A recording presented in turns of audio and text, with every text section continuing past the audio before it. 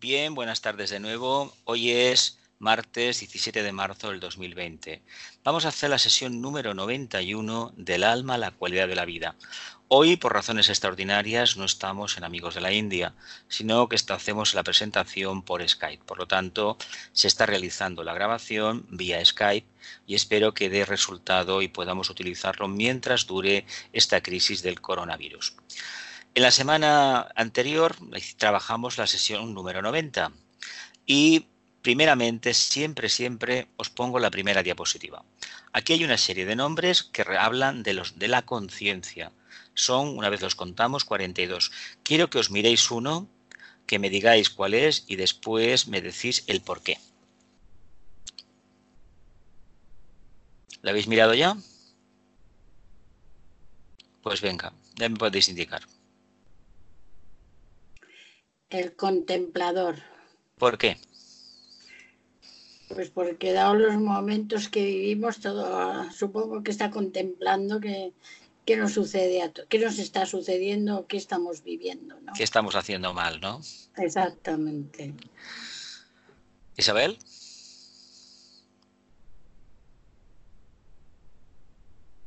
¿Milagros? El ángel solar. ¿Por qué? Pues porque también por los tiempos que estamos pasando, pues esperamos que tenerlo aquí cerca, ¿no? Que nos guíe. Muy bien. Isabel, ¿quieres decir alguna cosa?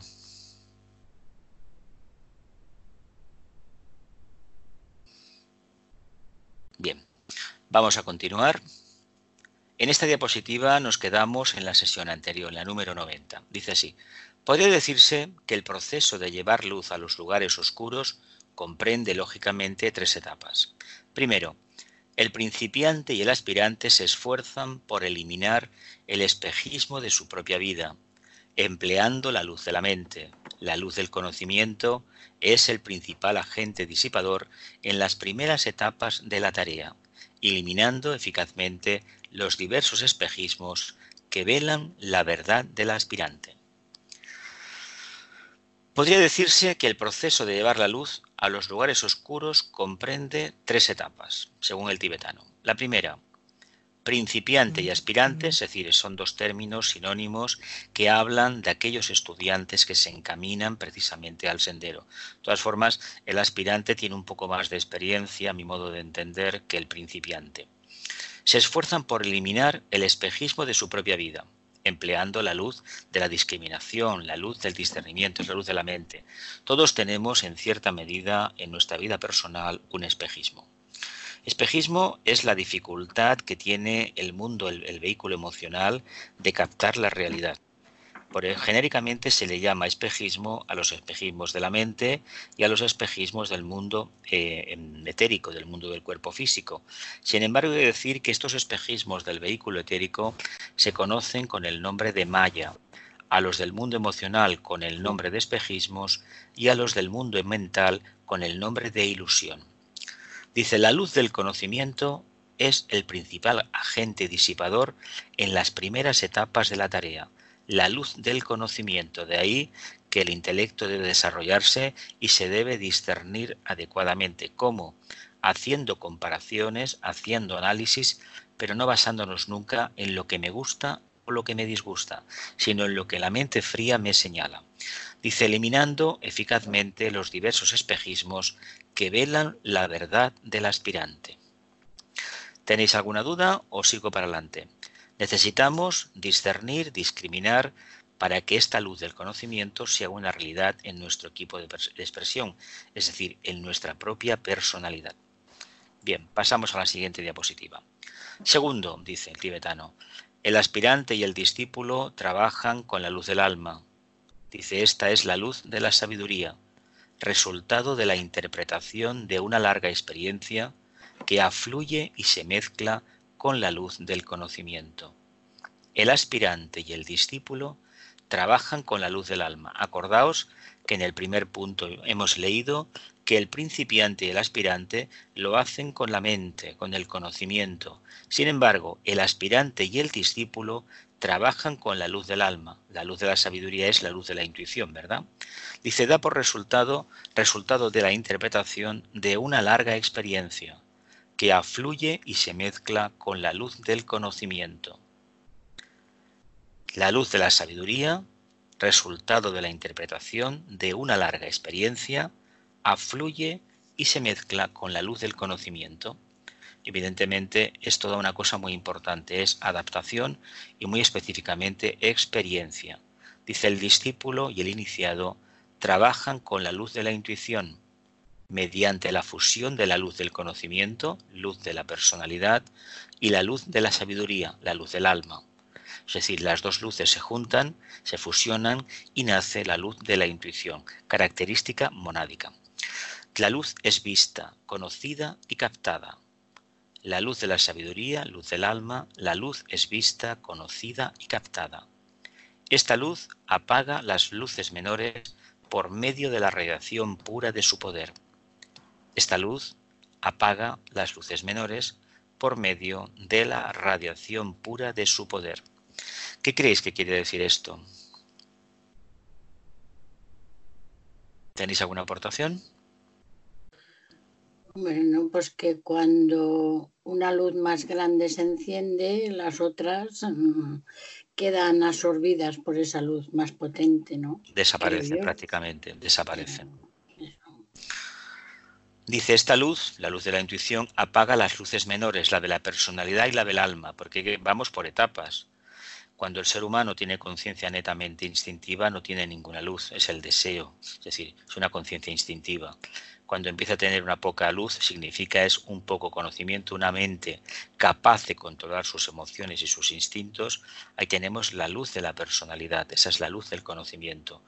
Cuando aparte de conocimiento hay algo más, hay una integración del medio poco a poco manifestada en la conciencia, tenemos la luz del alma, luz de sabiduría.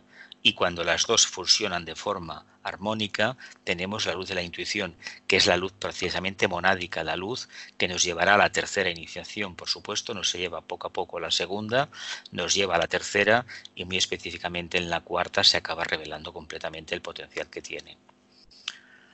Esta luz se apaga, las luces menores, por medio de la radiación pura de su poder. Pasamos a la siguiente diapositiva. Dice, tenemos por lo tanto la luz del conocimiento, la luz de la sabiduría y la luz de la intuición, siendo tres estados o aspectos definidos de la luz una. Tendríamos aquí la personalidad, el alma y la mónada.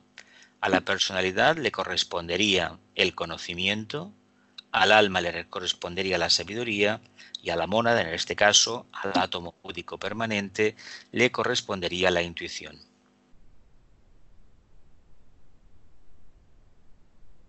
Si no vais a hablar, es mejor que tengáis el micrófono cerrado porque se sienten ruidos. Octavo, la ciencia de la Antakarana, hablando técnicamente y para el propósito grupal, es especialmente la ciencia de la manifestación de la luz, que da como resultado la revelación y los cambios consiguientes. La ciencia de la Antakarana, que es construir el puente, ese camino de retorno, ese camino de conexión entre la mente concreta y la mente abstracta, entre el mundo de la personalidad integrada y el mundo del alma. Dice, es, hablando y técnicamente y para el propósito grupal, la ciencia de la Antakarana es especialmente la ciencia de la manifestación de la luz, que da como resultado la revelación y los cambios consiguientes. Hay que decir que en el sendero, y cuando se tenga que tocar el tema de la cuarta iniciación, hay que decir que todo absolutamente es luz. Por lo tanto, no nos debe de extrañar que el término luz se utilice tanto en esoterismo y a veces con significados, no diré opuestos, pero sí muy matizables. Dice el tibetano, debe recordarse que A. La luz es sustancial. Se oyen ruidos, por favor. La luz es sustancial. Por favor, cerrar el micrófono. Y desde el punto de vista del espíritu es una sublimación o forma superior de sustancia material. La luz es sustancial. Y desde el punto de vista del espíritu es una sublimación o forma superior de sustancia material. La luz en el fondo, ¿qué es? La mente divina, ¿no? La mente divina que se va precipitando y se va condensando. Luz que trae un propósito definido y que el reino angélico acaba sustanciando en formas. Nosotros se dice que somos una proyección holográfica del átomo manásico permanente. Por lo tanto, somos una luz densificada, corporificada. Tenemos la particularidad de que tenemos un vehículo denso propio para el plano físico etérico. Tenemos un vehículo etérico, tenemos un vehículo emocional y tenemos un vehículo mental concreto. Y por supuesto tenemos un vehículo causal. Cada uno de ellos están compuestos de luz, pero cada uno de ellos, la densidad de esta luz, varía bastante. Así sería el vehículo causal la máximo refinamiento y el vehículo denso, físico denso, el máximo condensificación, es decir, donde la luz está más petrificada, más densificada, pero en el fondo sigue siendo luz. ¿Alguna pregunta? ¿No? Continúo. B.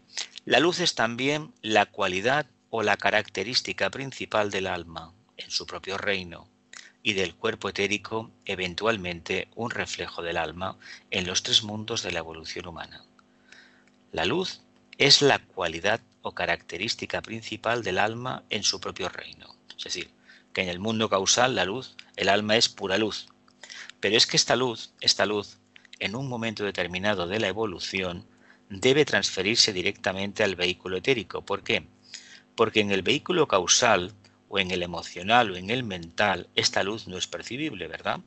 Esta luz se ve mejor cuando a través del vehículo etérico, a través de los 7 vórtices energéticos que hay, los chakras, podemos irradiar el contenido del alma. Por lo tanto, el vehículo etérico en el fondo es el mecanismo de respuesta a los planos karmáticos, planos densificados de la propia alma. Y es muy interesante que canalicemos la energía, esto lo estudiamos el verano pasado y el anterior, cuando tocamos el tema de la telepatía y el vehículo etérico. No le hemos prestado suficiente atención a este vehículo, pero debemos entender que gracias al vehículo etérico, pues tenemos la potestad, ni más ni menos, de podernos manifestar en la Tierra, de poder irradiar. A fin de cuentas, quien irradia en la Tierra, en el plano físico, no es el alma en su plano, es el alma a través de su vehículo más densificado, que es el etérico. C. La ciencia que estamos considerando tiene por objeto fusionar las luces inferiores con las superiores. Hemos hablado antes de la antakarana y de la fusión que se establece entre lo superior y lo inferior. De manera que se sienten ruidos, por favor. Cerrad los micrófonos. Por favor, cerrad micrófonos. ¿Es tocando en arriba? El micrófono está abajo. A ver. Es que tendré que editar el vídeo. Es Vale. que es el tuyo, Mila, es el tuyo. Ahora. La ciencia que estamos considerando tiene por objeto fusionar las luces inferiores con las superiores, famoso antakarana, de manera que brille una sola luz en la manifestación física, lográndose por consiguiente una síntesis de la luz. Fusionar las luces inferiores con las superiores, de manera que solamente brille una, es lo que hablábamos antes. Antes hemos hablado del conocimiento, de la sabiduría y de la intuición, ¿no? Y hemos dicho también que las tres son luces, evidentemente que lo son, pero la que debe prevalecer a la larga es la luz de la intuición. Y hacia eso nos encaminamos cuando pasemos la tercera y alcancemos la cuarta iniciación. ¿Tenéis alguna pregunta que formular o paso? Continúo. Dice, hablando técnicamente, existen dos cuerpos de luz, el cuerpo vital o etérico y el vehículo del alma, lo que hablábamos antes. Uno de ellos es el resultado de eones de vidas que con el tiempo se transforma en un poderoso receptáculo de energías, reunidas por una amplia serie de contactos, aunque están condicionados por el tipo de rayo en sus tres aspectos. Existe el cuerpo etérico y actualmente está funcionando de manera muy poderosa. Repito, hablando técnicamente, existen dos cuerpos de luz, el vital o etérico y el vehículo causal o vehículo del alma. Uno de ellos es el resultado de eones de vida, de periodos de intervolución muy largos, que con el tiempo se han transformado en un poderoso receptáculo de energías, reunidas por una amplia serie de contactos, aunque están condicionados por el tipo de rayo en sus tres aspectos. Existe el cuerpo etérico y actualmente está funcionando de forma muy poderosa. Continúo. Dice, el cuerpo del alma se está construyendo lentamente y es esa casa no hecha con las manos, eterna en los cielos, a la cual se refiere el Nuevo Testamento en la segunda carta a los Corintios, capítulo 5, páginas 5 capítulo 5, página 1. El cuerpo del alma se está construyendo lentamente y es esa casa no hecha con las manos, eterna en los cielos, a que se refiere el Nuevo Testamento. ¿Por qué no está hecha con las manos? Pues básicamente porque es una casa que hemos construido con una materia solar. No la hemos hecho con las manos que tocan lo concreto, que son los vehículos de la personalidad, el etérico, el físico etérico, el emocional y el mental concreto, que tienen el patrón, el sello de la anterior cadena del logos planetario, la tercera cadena, la lunar, donde el logos trabajó esa energía, y esa es la energía que utilizó para crear este globo, el cuarto globo, el globo de la cuarta cadena, la terrestre, y ha construido todo lo manifestado basándose en el patrón arquetípico evolutivo de su anterior sistema, de su anterior cadena evolutiva, de su anterior encarnación, podríamos decir.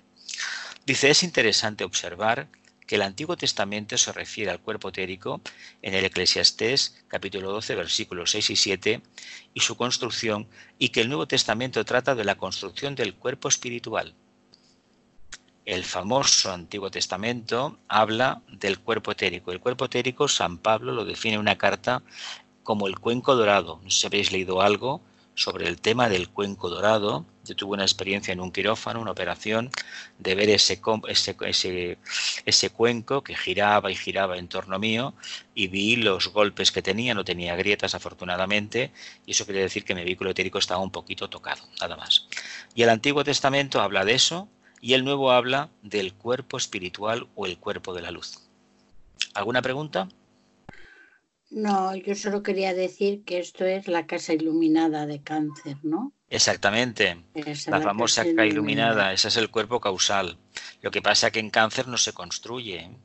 En Cáncer se intenta trabajar un aspecto, porque hemos entrado en la corriente evolutiva, y la meta es construir la casa iluminada, porque Cáncer lo que te parte es de la cima de una montaña, donde está el templo de Diana Cazadora, está la intuición, pasar por el valle de la evolución hasta que llegamos a Capricornio, la salida de Capricornio, y entramos en el quinto reino o reino espiritual.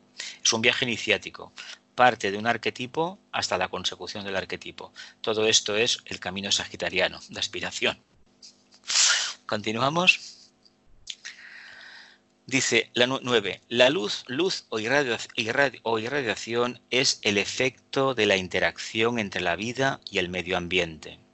El alma es ese factor en la materia, o más bien aquello que emerge del contacto entre el espíritu y la materia, que produce respuesta sensible y lo que denominamos conciencia en sus diferentes formas. Es también esa subjetiva o latente cualidad esencial que se hace sentir como luz o irradiación luminosa.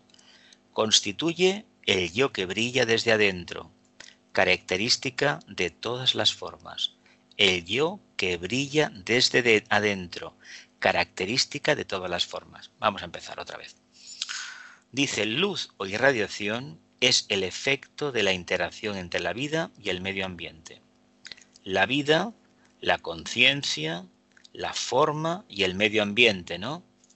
O lo que no es conciencia, el aspecto espíritu, si lo ponemos en mayúsculas, evidentemente el nexo de unión es la luz, y de lo que trata de hacer la mónada en el plano físico es expresar ese potencial interno que es uno con el logos. Dice, el alma es ese factor en la materia, o más bien aquello que emerge del contacto entre el espíritu y la materia. La conciencia es eso, es la capacidad de ¿qué? De integrar. Por eso el alma, su característica esencial es la integración. De ahí que el segundo rayo sea el constructor de puentes, por ejemplo. ¿Lo vemos así? que produce sí. respuesta sensible y lo que denominamos conciencia en sus diferentes formas. Dice, es también esa subjetiva o latente cualidad esencial que se hace sentir como luz o irradiación luminosa. Cuando decimos un ser humano que tiene luz, no es que se la veamos, porque no todo el mundo tiene esa capacidad, pero sí que podemos percibir a nivel etérico esa cualidad. Esa cualidad que es luz, que sale irradiando por los chakras y lo que genera alrededor, si es una luz muy intensa, puede provocar una alteración muy grande, por ejemplo, de nuestro estado psicológico. Por lo tanto, no creamos que cuando uno tiene luz, a su alrededor va disolviendo las miasmas, porque lo más probable es que vaya haciendo crecer todo, lo positivo y lo que no es tan positivo. Por eso los maestros no están con los seres humanos habitualmente, están aparte, y para presentarte ante el maestro debes haber aquietado tu personalidad y sobre todo debes irradiar bastante en tu medio ambiente. Constituye el yo que brilla desde adentro, característica de todas las formas. Detrás de cada forma hay una conciencia.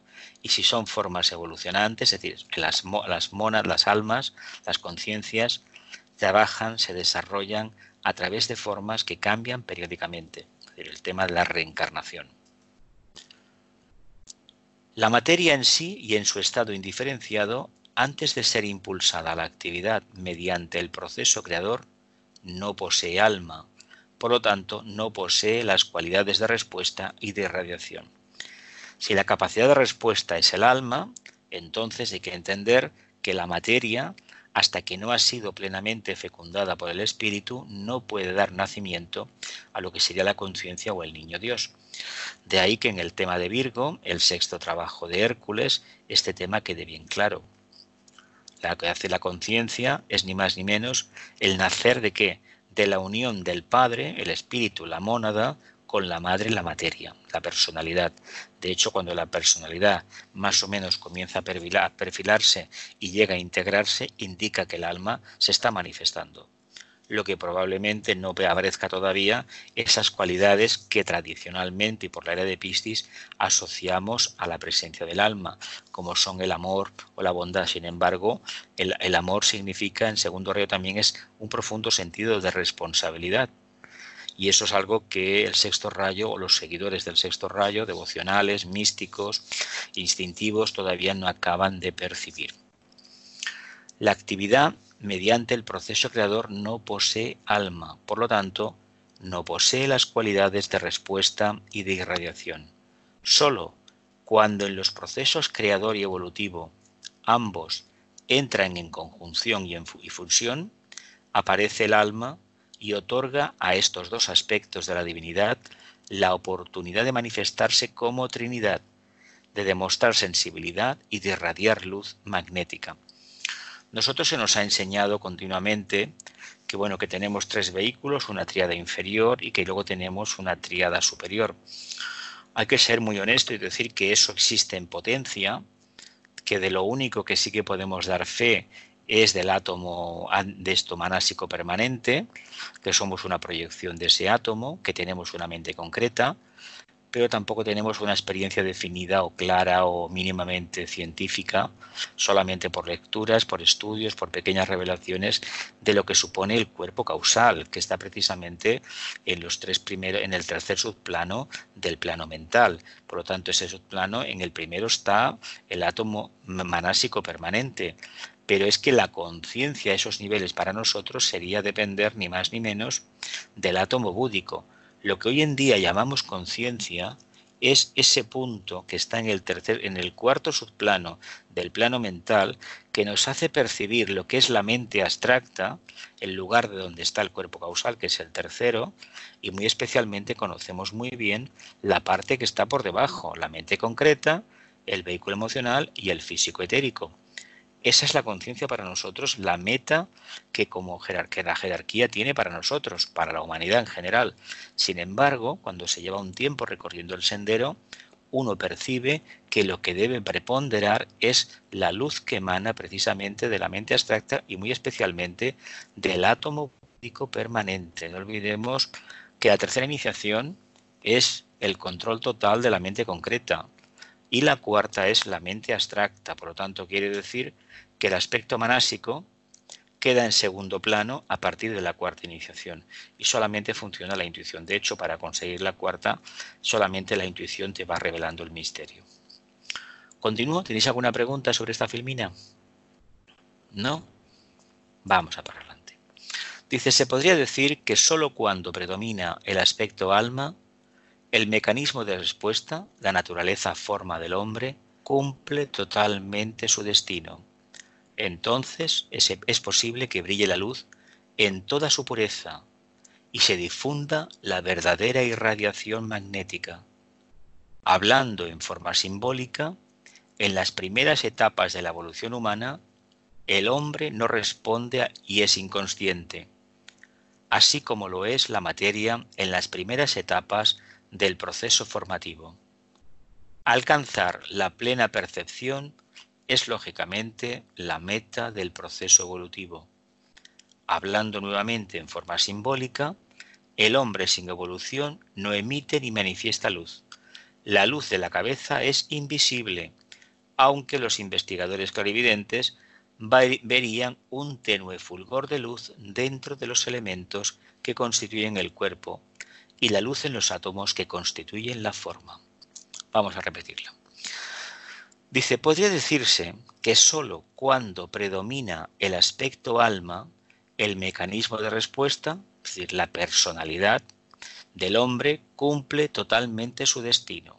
Entonces es posible que brille la luz en toda su pureza y se difunda la verdadera irradiación magnética. Cuando el alma se manifiesta, evidentemente la personalidad que hace irradiar, ¿verdad? Es lo que hablábamos antes, irradiar, emitir luz. Y esto creo que todos lo entendemos porque hay una cualidad muy importante. Esta irradiación magnética es muy propia del alma, pero hay que pensar una cosa, el alma trabajando a través de un vórtice energético como pudiera ser el plexo solar, porque ese magnetismo es de tipo animal y esto es lo que hace que nosotros los humanos nos relacionemos unos con otros. No es el color de nuestros ojos, ni la belleza de nuestra cabellera, ni mucho menos ni de nuestras manos, es lo que emana el plexo solar. Pero no olvidemos una cosa, ahí está el alma también.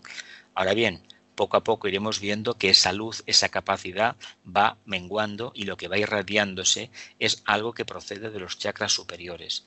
Y cuando esto procede de los chakras superiores es una luz muchísimo más incluyente, pero estamos en estos momentos en ese camino de ascensión. ¿Tenéis alguna pregunta sobre esto? ¿No? Dice, hablando en forma simbólica, en las primeras etapas de la evolución humana, el hombre no responde y es inconsciente, así como lo es la materia en las primeras etapas del proceso formativo. Incluso dentro de una encarnación podemos ser muy conscientes, me imagino ya con la edad que tenemos, de que los primeros años en el camino, en el sendero, cuando empezamos a interesarnos en estos temas, pues prácticamente no percibíamos mucho y que tampoco éramos capaces de abarcar más y que poco a poco hemos ido puliendo los instrumentos y ahora pues somos capaces de manifestar esa luz que realmente se manifiesta más en nuestras acciones que no lo que se pueda ver realmente dentro del aura, como sugiere el tibetano más abajo. Dice, alcanzar la plena percepción es lógicamente la meta del proceso evolutivo, plena percepción. Hablando nuevamente en forma simbólica, el hombre sin evolución no emite ni manifiesta luz. El hombre sin evolución no emite ni manifiesta luz. La luz de la cabeza es invisible. La luz de la cabeza es invisible, aunque los investigadores clarividentes verían un tenue fulgor de luz dentro de los elementos que constituyen el cuerpo y la luz en los átomos que constituyen la forma.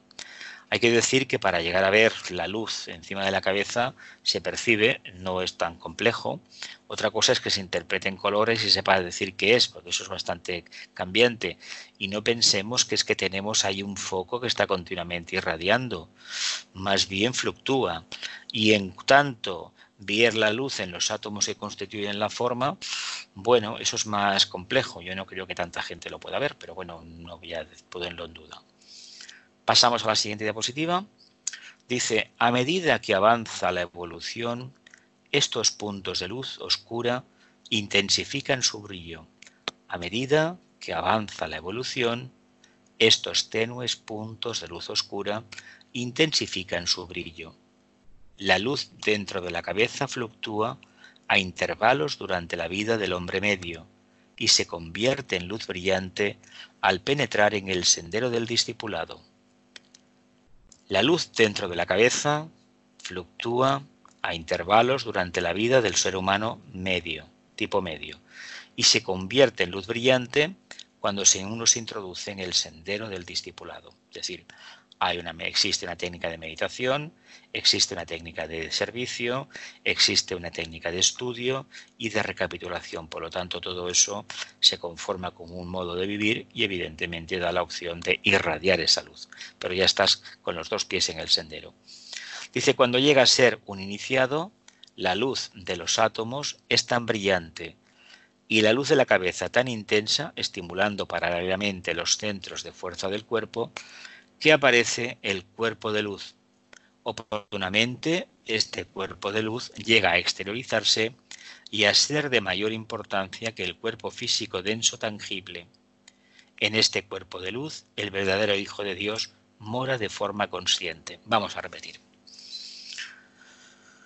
Cuando llega a ser un iniciado, la luz de los átomos es tan brillante y la luz de la cabeza tan intensa, estimulando paralelamente los centros de fuerza del cuerpo, que aparece el cuerpo de luz. ¿Qué sería esto? Un iniciado porque es conocido, por un cuerpo de luz, ¿no?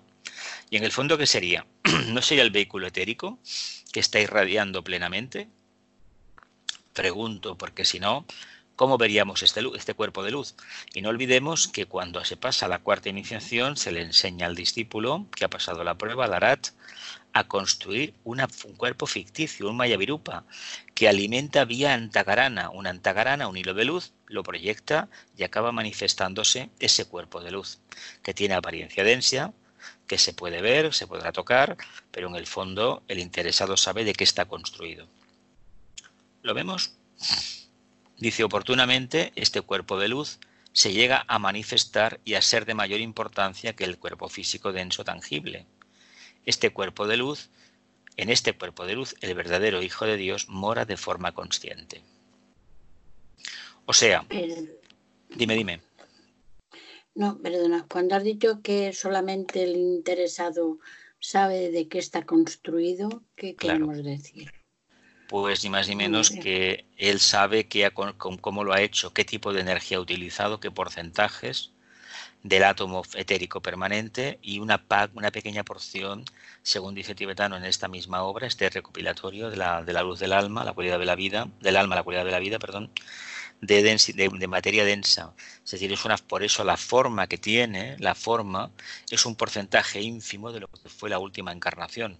Por eso es una forma muy parecida, aunque no es un calco. No es un calco de la anterior, ni mucho menos. Sin embargo, aparenta ser la misma. Hay un pequeño cambio, no tiene demasiada trascendencia, pero lo importante es que nos demos cuenta que realmente esto es así, es decir, lo vemos de esta manera porque tenemos la potestad de percibir ese entramado. Pero si trabajamos de una forma que sea muy consciente, sí que llegaremos si tenemos capacidad de expresar esa luz de la conciencia y de irradiarla a través de nuestra personalidad integrada, sí que la podremos percibir un poco en los demás. Dice, en este cuerpo de luz, el verdadero Hijo de Dios mora de manera consciente. Aquí también podríamos hacer una analogía con el cuerpo causal, Pero claro, cuando no hay diferencia entre el cuerpo causal, imaginemos por un momento, en el caso de un iniciado, un Arat que ya el cuerpo causal no lo tiene, lo ha destruido, pero lo que manifiesta en la tierra o un maestro manifestaría ese potencial. Es decir, ya no habría esa limitación de diferente plano. ¿Continúo? Jesús, una pregunta. Dime. Dices que es el cuerpo etérico el que se manifiesta como cuerpo del iniciado al tener más luz todos sus átomos. Es que el único cuerpo de contacto en el plano físico es el etérico, no hay otro. El iniciado puede prescindir de un cuerpo físico como lo conocemos habitualmente, el gran iniciado que tenga una cuarta iniciación, pero el Mayavirupa que construye se ha hecho con energía etérica. en su propia energía etérica de la última encarnación y un pequeño porcentaje de energía del cuerpo denso. Por eso tiene la apariencia que tiene y tiene el nivel vibratorio que él alimenta. Es decir, es una luz, es como si fuera un foco que se enciende a voluntad. Y cuando se enciende, se focaliza en un lugar, aparece, hace lo que tenga que hacer, el servicio que tenga que hacer y desaparece. Eso que se conoce con el don de la bilocación. Es una cualidad que en el Raja Yoga, ya en los manuales del Raja Yoga de Patanjali ya se apuntaba, era uno de los siddhis que habían del Raja Yoga. ¿Qué diferencia hay entre un cuerpo mental, un cuerpo causal y un cuerpo etérico? A ver, ya lo he explicado antes, el cuerpo causal es el vehículo del alma en su plano. Entonces, el vehículo etérico es el encargado, esto viene en las primeras diapositivas de esta tarde, es el encargado en el plano más denso, que es el etérico, con respecto al causal, de manifestar ese potencial. Eso es lo que la gente percibe habitualmente en el camino. Mira, es que tiene un ser que tiene mucha luz. La luz no es que la veas, es que intuitivamente captas una vibración diferente que brota de sus chakras, porque el mecanismo de respuesta del alma es, en el plano físico, es ni más ni menos que el vehículo etérico. No es el vehículo emocional ni el vehículo mental, es el etérico. ¿Lo vemos? ¿Lo ves mejor? Vale. Cerrad micrófonos cuando no hagáis preguntas porque hay bastante ruido. Vamos a la siguiente diapositiva. Dice, después de la tercera iniciación, la luz dual se acentúa y adquiere mayor brillo al fusionarse con la energía del espíritu. La luz dual. ¿Qué significa la luz dual? Venga, ¿os atrevéis a hacer un comentario? La luz dual se acentúa y adquiere mayor brillo al fusionarse con la luz, la energía del espíritu. Nosotros, en la tercera iniciación, se consigue algo maravilloso. Acordaos que como personalidades tenemos la luz del conocimiento, ¿verdad? Como almas, la luz de la sabiduría, ¿verdad que sí? Y como espíritus tenemos la luz de la intuición, ¿verdad? Y que lo que debe prevalecer es la fusión entre la luz de la sabiduría, la del alma, y la luz del espíritu, es decir, pura intuición. Dice, después de la tercera iniciación, la luz dual, ¿os acordáis aquello de ver la luz dentro de la luz? De la tercera iniciación, estoy perdido en la luz suprema y esa luz de la espalda. Ves la luz suprema, es decir, la luz esta de la que se trata, de la cima de la cabeza, nos habla de una luz arquetípica y de una luz de la materia. La luz de la materia la hemos visto, ¿no? La conocemos. Es el famoso conocimiento, esa capacidad que tiene a su nivel, a su escala, la personalidad, el alma a través de la personalidad de manifestarse plenamente consciente en el plano físico, en los planos karmáticos. Pero la luz que hay que conquistar en el fondo es la luz que está más allá de la cima de la cabeza. Es la luz de la mónada, de la chispa, esa chispa divina que se va a percibir a través del átomo búdico permanente. Y si esto es la luz superior, es decir, trabamos de dos mentes en la tercera iniciación, se ventila la cuestión de la mente concreta, pero queda la mente abstracta, la mente de las ideas, es decir, donde están las ideas, donde hay unas formas mínimas. Cuando lleguemos al búdico, allí no hay nada, prácticamente no hay nada. Le llamamos arquetipos, pero no sabemos lo que es. Las ideas nos intentan despejar lo que son los arquetipos. En el plano búdico, allí no hay nada. Entonces dices, ¿cómo es posible? El vacío. El tibetano, una de las reglas para la iniciación, para iniciados, en los rayos y las iniciaciones, habla que el discípulo cuando pasa el joven acaudalado, como le llama, es decir, el que tiene una tercera iniciación, pasa por el ojo de la aguja, entra en el plano superior, en el plano de la casa del Padre, el plano monádico, en este caso lo que es el átomo búdico, esa zona, la tríada, percibe un absoluto vacío. ¿Por qué?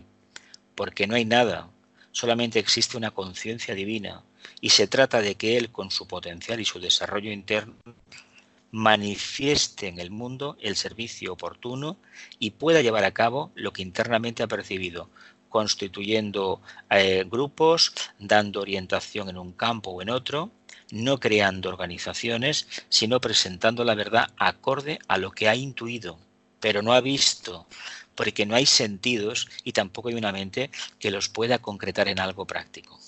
¿Lo vemos mejor así?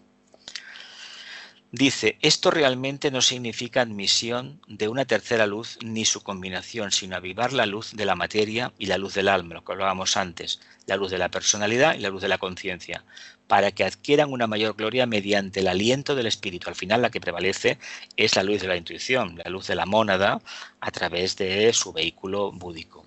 Dice, en la comprensión de estos aspectos de la luz se logra una perspectiva más real sobre la naturaleza de los fuegos en la expresión humana de la divinidad.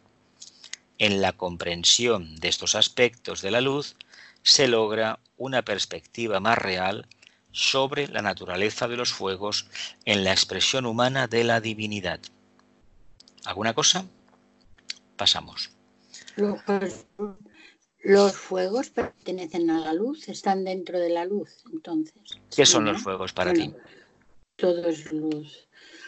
Claro, el fuego, no, es que en realidad el fuego de la es mente, luz. el Claro. fuego de qué. Los tres fuegos básicamente son Sí, fuego solar, que es el fuego, Sí. el fuego del espíritu, que sería el Fojat, fuego solar o fuego del alma, y lo que sería Sí. fuego por fricción o de la personalidad. sí, Dice, sí, en la sí. comprensión de estos aspectos de la luz son matices. Hemos hablado de la luz como conocimiento, de la luz como sabiduría y de la luz como intuición. Pues hablemos, los fuegos serían fojático, espiritual, alma y personalidad. ¿Lo vemos? Sí, ahora al hablarlo me he dado cuenta, sí. Vale, continuamos. Dice, al estar en proceso de encarnación, sigan el camino que han elegido. ¿Se halla aún iluminada la casa que están construyendo? ¿Se halla aún iluminada la casa que están construyendo? ¿Es una morada iluminada o una oscura prisión? ¿A qué tipo de casa se refiere? Antes de continuar leyendo. ¿A qué tipo de casa creéis que se está refiriendo aquí cuando dice ¿se halla aún iluminada la casa que están construyendo? ¿Es una morada iluminada o una oscura prisión? ¿Cómo es nuestra mente concreta? ¿Cómo es nuestra personalidad? ¿Hay luz en nuestra conciencia, en la conciencia personal? ¿O hay oscuridad? Eso es lo que estamos construyendo a fin de cuentas. Ni más ni menos. El nexo de unión entre la parte arquetípica para nosotros, el mundo causal y la mente concreta, la mente abstracta, la mente concreta, ese nexo de unión es el antakarana. Y hoy por hoy, nos estamos debatiendo en esa lucha, en ese trabajo interno. Dice, si es una morada iluminada, su luz atraerá y dará calor a aquellas que están a su alrededor. Y la atracción magnética del alma, cuya naturaleza es luz y amor, salvará a muchos. Y la atracción magnética del alma, aquella capacidad que tiene a través del vehículo etérico, sobre todo del núcleo emocional y del plexo solar, dará luz y calor, ¿verdad? ¿Qué significa el calor aquí?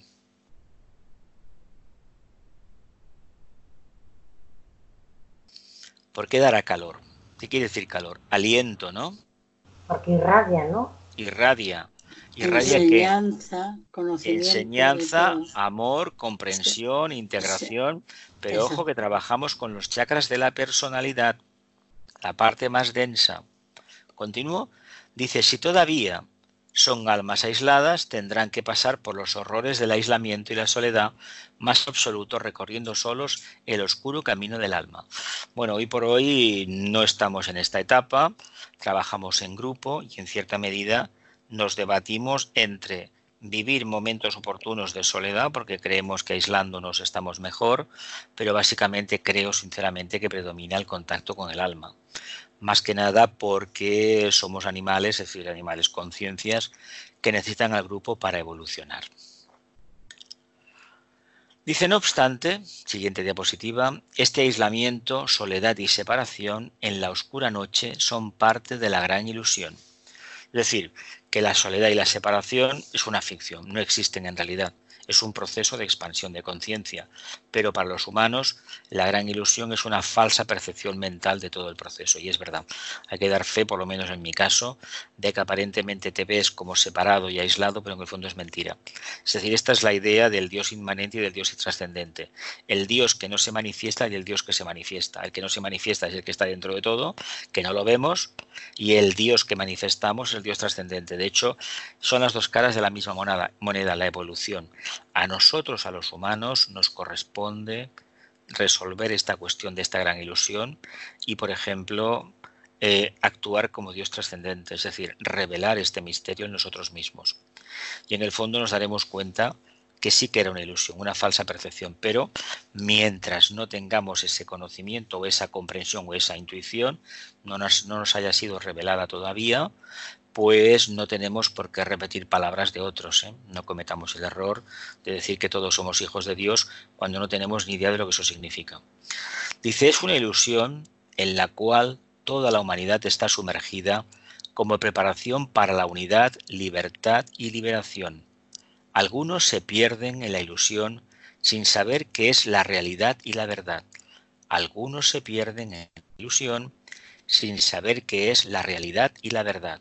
Otros caminan libremente por el mundo de la ilusión con el propósito de salvar y elevar a sus hermanos. Otros caminan libremente por el mundo de la ilusión, es decir, de la falsa percepción mental, con el objetivo de salvar y elevar a sus hermanos, es decir, un ciego conduciendo a otros ciegos. Si ustedes no pueden hacerlo, tendrán que aprender a caminar. Vamos a reír un poquito para atrás. Dice, algunos se pierden, dice, vamos a ver después del primer punto, dice, es una ilusión en la cual toda la humanidad está sumergida. Todos tenemos este tema del aislamiento de la soledad, es decir, que nos pensamos que no estamos formando parte de una conciencia, de un grupo, y es mentira, estamos dentro, formamos parte de Dios. Y esto es una cosa, lo que pasa es que recurrir al logos aquí o de a Dios es recurrir al tema de las religiones y basarnos en la creencia. Pero como trabajamos el camino científico, el camino del pensador, del discípulo, el camino del quinto rayo, no podemos tocar la creencia. Hemos de tocar el tema de que la percepción de separación o aislamiento de una base de la fuente es una ilusión para nosotros, una ilusión que es una falta de percepción interna, no hemos atinado a ver correctamente. Dice, es una ilusión en la cual toda la humanidad está sumergida, como camino necesario ¿para qué? Para el encuentro con la unidad, la libertad y la liberación. Habla de unidad, libertad y liberación. Unidad, libertad y liberación. Hablamos de lo de antes, los tres fuegos, el fuego del espíritu, el fuego defático, el fuego solar o fuego de la conciencia y el fuego por fricción o fuego propio de la personalidad. Y aquí se nos habla de tres cualidades. Unidad, que en este caso sería la síntesis, sería el primer. Libertad, es decir, la capacidad de que nosotros a nivel de personalidad, a mí me habréis escuchado muchas veces de reivindicar siempre el derecho a equivocarme. ¿Por qué? Porque la libertad, entendida como camino de experimentación, no de hacer lo que me da la gana en el sentido de la conciencia instintiva, sino de que buscar el mejor camino para manifestar la mayor conciencia, la mayor claridad, implica que cometer errores. Si uno supiera a priori los pasos a dar, ¿qué sentido tendría la evolución? Cuando alcancemos la cima de la montaña y más allá, este problema no lo tendremos. Estaremos ocupados en otros temas, pero este ya no. Por tanto, hablamos de unidad, de síntesis, de libertad, de capacidad de ¿qué? De actuar en un punto neutro, cumpliendo un propósito divino y no dejándose arrastrar. ¿Por qué? Por la trampa de la materia. Y habla de liberación. ¿De liberación de qué? De liberación de la esclavitud de la materia, de la personalidad. Ojo, porque el alma, por definición, es libre, es libertad. Y si hay un signo que lo refleja bastante bien, porque su conciencia es de servicio, es Acuario. A todos los signos del zodiaco les gusta ser libres, por descontado. Faltaría más. Cuando se tiene determinado nivel. Si no se tiene, todos los signos del zodiaco hablan de una conciencia netamente muy humana, ¿no? Quiere decir muy dual. Por tanto, si pensamos, meditamos sobre el tema de la unidad, la libertad y la liberación y la asociamos a las tres luces que hemos visto antes y a los tres fuegos, nos daremos cuenta que estamos hablando de lo mismo. Pero eso sí, lo que no podemos es simplificar el proceso, es decir, que todo es lo mismo y que no tiene ningún sentido profundizar más. No, hay unos matices que indican el grado de evolución y cuando profundizamos en esos matices nos damos cuenta de la experiencia que cada uno puede aportar. Dice, algunos, se refiere a discípulos, se pierden en la ilusión sin saber qué es la realidad y la verdad. ¿Cómo nos podemos perder en la ilusión? Pues dando por resultado, por certero algo que a mí me parece, pero que no hemos tenido el valor de someter a un análisis prolongado. Todos, hay que decir, sin excepción, me cuento entre ellos, por supuesto, faltaría más, hemos podido cometer el error de un exceso de entusiasmo y de aceptar una parte de la enseñanza que la damos como válida sin haberla experimentado. Lo importante no es que nos hayamos equivocado, no importa eso. Lo importante es que seamos conscientes que cada día, es decir, estamos duales en este sentido, se apaga la luz, no vemos nada, se vuelve a encender la luz, vemos un poco. Seamos conscientes que esta percepción que tenemos del mundo arquetípico no es estática, de ninguna manera es estática. Tanto es así que nos ofrece la oportunidad continua y constante de seguir avanzando. ¿Cómo lo podemos hacer? No poniendo en duda lo que aprendimos ayer, pero sí ponderando muy mucho la comprensión que tenemos del proceso hasta este momento. Porque bien pudiera ser que a partir de ahora, por las razones que sean, esta comprensión, esta síntesis que tenemos de todo el proceso evolutivo, de lo que es el sendero del discipulado, del maestro, del Ashram, del discipulado, cambie con un matiz diferente, estará ligado al servicio y muy probablemente a una mayor comprensión. Por lo tanto, esta comprensión, cuando es real, va disipando poco a poco la gran ilusión. Esa es la barrera de separatividad. Cuidado, porque la separatividad los humanos la practican totalmente. Es decir, y ahora con estas enfermedades raras que han salido, esta pandemia que hay en todo el mundo, se intenta precisamente introducir en la conciencia humana nada más y nada menos que la separatividad. Construir una barrera, no toques a los demás, no les des la mano, no les des un abrazo, porque te vas a contaminar. Vamos apañados con este tema si esto perdura en el tiempo. No olvidemos que hay muchos grupos esotéricos que no permiten, ni darte la mano porque son muy espirituales. Cada uno tiene sus historias. Los latinos necesitamos tocar más a los demás, los orientales no les gusta, pero no vamos a pensar ni muchísimo menos que los orientales en este sentido tienen una mayor comprensión del tema que los occidentales. No, son diferentes razas, de estados de conciencia. El mundo atlante es de una manera y el mundo ariano es de otra, pero en el fondo persiguen lo mismo, la liberación de la gran ilusión. Dice, otros caminan libremente por el mundo de la ilusión con el propósito de salvar y elevar a sus hermanos. Si ustedes no pueden hacerlo, tendrán que aprender a caminar. Caminan libremente por el mundo de la ilusión. Aquí el mundo de la ilusión es el mundo de la forma, el mundo de la apariencia. Y el que se cree realmente que es real, ese sí que vive en la gran ilusión. ¿Lo vemos? Jesús, ¿y el misticismo puede ser una ilusión? A niveles densificados, sí. A niveles así, por ejemplo, las procesiones de Semana Santa, por ejemplo, todo lo que se necesite para sustentarse en cosas muy concretizadas, realmente la conciencia que hay es que todavía la mente abstracta no domina lo suficiente. Si la mente abstracta domina, no hay necesidad de recurrir a una materialización objetiva de un arquetipo, como puede ser la pasión y muerte de Jesús. Se representa en España de manera muy hermosa, con esos cristos que hay, esos nazarenos, esas dolorosas. En el fondo te están hablando de un mito, te están hablando del mito precisamente de la cuarta iniciación. El dolor, entre comillas, para la materia, que pierde el protagonismo, la personalidad, y lo que es el triunfo del Cristo resucitado. Lo que sucede es que se hace más hincapié, porque somos un país de sexto rayo, y el cristianismo tiene mucho de sexto rayo a través de Piscis, la parte sagitariana a veces queda en segundo término, y se acentúa más el sufrimiento, pero el sufrimiento en el fondo, relativo a la cuarta iniciación, que es de lo que habla el mito de Piscis, de la Semana Santa en este caso, está más asociado al desprendimiento, lo que significa desapegarse a la brava del mundo material, pero no del mundo material como lo entendemos, no, de saber que ha sido humano, porque esto es una de las cosas que en la cuarta iniciación se ventila, y cuando llega la quinta, el maestro se olvida por completo que ha sido humano. Olvidarse significa aquí que toda la ligazón que tenía de su forma mental con la especie humana, con el cuarto reino, desaparece por completo. Él no niega que viene del cuarto reino, pero no tiene nada dentro suyo que lo condicione y lo vincule con el cuarto reino, sino que es plenamente miembro activo del quinto. Continúo, venga, la última, ya está.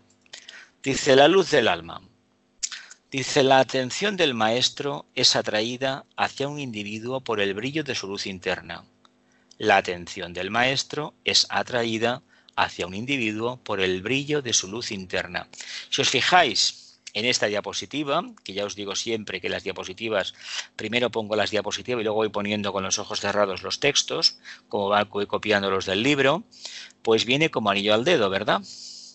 Fijaos bien en la diapositiva, hoy aquí se ve mucho mejor que cuando lo proyectamos en la sala, con el proyector, en la pantalla, y se ve clarísimamente que hay un insecto que está libando, ¿no? Pues aquí hay una cosa muy importante. Si hacemos una pequeña analogía, nosotros somos el pequeño insecto, el pequeño aspirante que quiere, y precisamente le han puesto delante la miel, ¿no?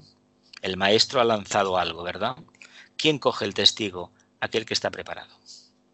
Él va lanzando, va observando, él sabe que hay un karma interno, es decir, hay una relación, él ya tiene establecido una especie, cuando es el discípulo entra, él ya le presenta una serie de cartas astrales que hablan, unos horóscopos que hablan del momento de la individualización, del momento que se conocieron, del momento de entrada en el sendero, y también puede que sepa el maestro el horóscopo de la mónada, puede que lo sepa. Entonces, ¿por qué? Bueno, pues que ahí viene perfectamente. Él lo comprende, el discípulo no va a comprender nada, pero evidentemente el discípulo tiene una particularidad muy importante. Esta particularidad consiste en haber recogido el testigo que el maestro le ha lanzado. Es decir, la atención del maestro es atraída hacia un individuo por el brillo de su luz interna. Dice, cuando esta luz ha alcanzado cierta intensidad, cuando los cuerpos están compuestos de materia de cierta calidad, el aura ha tomado cierta tonalidad. Es decir, la vibración que decimos siempre, la luz. La vibración ha alcanzado cierto grado y el ritmo específico y la vida del hombre comienzan a emitir un sonido esotérico en los tres mundos, el cual ha de hacerse oír a través de una vida de servicio.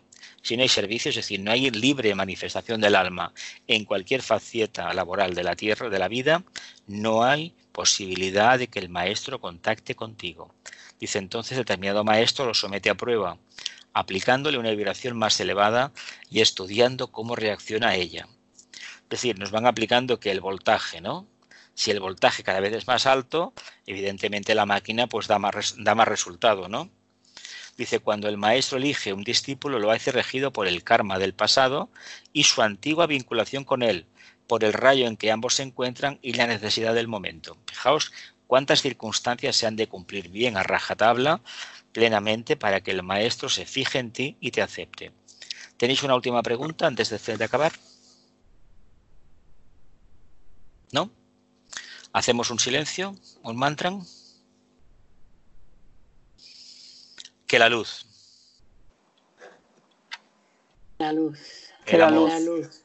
El amor. El amor. Y el poder. Y el poder Restablezcan. El plan de Dios. El plan de Dios. En la tierra. En la tierra. Que así sea. Que así sea. Y cumplamos con nuestra parte. Y cumplamos con nuestra parte. parte. Que así sea. Que así sea. Dice.